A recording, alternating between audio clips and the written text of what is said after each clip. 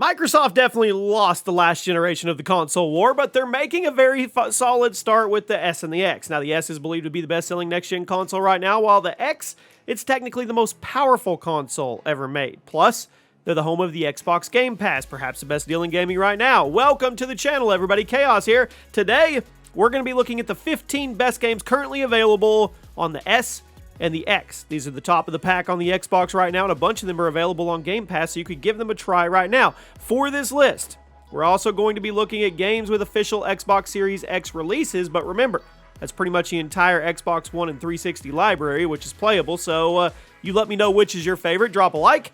We start off with a super underrated one, Guardians of the Galaxy. Now, when you think of superhero games, you probably think of Spider-Man or the Arkham franchise, but I think in a few years, you will be thinking of Guardians on the same level. The gameplay isn't mind-blowing or super unique, but it's an excellent third-person action game that perfectly brings the Guardians to life. This game actually leaked nearly 4 years before its launch, and I'll never really understand why it was swept under the rug the way it was. It's a good game. It's a really good game. It's worth a shot if you haven't tried it. Plus, it's on Game Pass. Cult of the Lamb. Very, very recent release on the list. It was published by Devolver Digital, who's actually been on a winning streak over the last few years. You played as a lamb, saved by a godlike creature that you are now in debt to, and you must repay it by creating a massive following in their name. It's a really weird concept, but the gameplay was excellent. It merged elements of roguelike construction, management, action, adventure. It's a complicated game, but it's actually pretty addicting. It has the same addicting qualities as other roguelikes like Binding of Isaac and FTL, so if those are games that are up your alley or your cup of tea, you'll probably enjoy Cult of the Lamb. TMNT Shredder's Revenge. Here's a game that nobody expected to be incredible, and here it is. Launched in 2022, amazing throwback to the classic arcade titles, but with a number of modern enhancements. The gameplay was refined, the hitboxes were made a little less awkward, and the soundtrack, let's be real, it slaps. Shredder's Revenge also features a ton of challenges and collectibles for you to grind with your buddies. It is truly the perfect continuation of the classic arcade title. If you haven't played it, you owe it to yourself and your nostalgic roots. Hitman 3. Now, Hitman was one of the most defining games of the stealth action genre. The rebooted trilogy is nearly perfect. Hitman 3 dropped in early 2021. It wrapped up everything with a nice little bow, and it also perfectly expanded upon the gameplay of the first two. Hitman 3 is the equal balance of absurdity and strategy. You have to come up with new ways to take out your targets. You can make it look like a big public accident. You can make them get alone and do the job quietly, or you can go for something in between. The game is awesome. Even if you never played a Hitman game before, it's a really good starting point. Sea of Thieves. Now, I will admit, I was on the bandwagon of hating on this game when it first came out. It was a disappointing launch. Partially because of the developer's legacy and partially because of how awesome the concept actually was. Thankfully, after a few years of updates, Sea of Thieves is one of the best online games on the market. Pirate adventure, heavily inspired by games like DayZ and EVE Online, while borrowing stylistic elements from the Pirates of the Caribbean movies, and it all comes together in a really cool way. The game was re-released for the Series X in 2020 to critical acclaim. It is still one of the most popular games on Xbox Live. Tiny Tina's Wonderlands. Borderlands 3 was a solid game that many saw decent. They saw it as a decent way to cap off the franchise, but then along came a spin-off called Tiny Tina.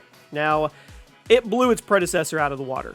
This is arguably the best Borderlands game since Borderlands 2 and perfectly blends the franchise's looter-shooter gameplay with aspects of tabletop RPGs. Many fans of the Borderlands franchise consider Tiny Tina to be one of the best entries in the series, and due to it being a spin-off, that's a great starting point if you've never played one before. If you're a fan of looter shooters or crazy FPS experiences, give this one a go. Psychonauts 2. Now, the original Psychonauts dropped in 2005. Instantly became a cult classic. Actually, you can't instantly become a cult classic. Over the years, it became a cult classic. Excellent writing, the world, the addicting gameplay. A sequel was rumored for years, then it was stuck in development prison, but we finally got our hands on it last year, and it was worth it. Has everything you loved about the original, plus a ton of new things like improved gameplay, an elaborate story, lots of collectibles. Now, I recommend you play the original first because it was great, but 2 stands on its own well enough, and it's probably one of the best games on Xbox right now. Hades. Developed and published by Supermassive Games, by far the biggest indie game of 2020, still one of the best games out right now. You play as the son of Hades, and you try to prove yourself so you can escape the underworld. It's a roguelike hack and slash, multiple branching storylines, encourages multiple playthroughs, and the presentation is at the top. It's a perfect example of what can be accomplished when a creative studio isn't being restricted by a big publisher trying to maximize sales. And it still has a huge community to this day despite being a strictly single-player experience. It's fantastic. Every modern gamer should give it a try. Elden Ring, come on. Latest masterpiece from Software. Took the formula of Dark Souls, amplified it to 1,000. The gameplay has been refined to an insane degree. In the game world, it's huge. The gameplay loop is still very Dark Souls-esque, meaning you'll have to figure out most of it yourself, but there's a very well-implemented multiplayer mode to give a sense of community and shared accomplishment. I mean, Elden Ring is From Software's magnum opus, and if they have a super high bar to clear for their next game, I think they got it. Honestly, we won't have to wait and see forever. We know they're working on something else, but Elden Ring, it's amazing. Forza Horizon 5. Now, people prefer the Forza Motorsport series. Okay. I have a soft spot for the open world Forza Horizon franchise, and FH5, hands down the best.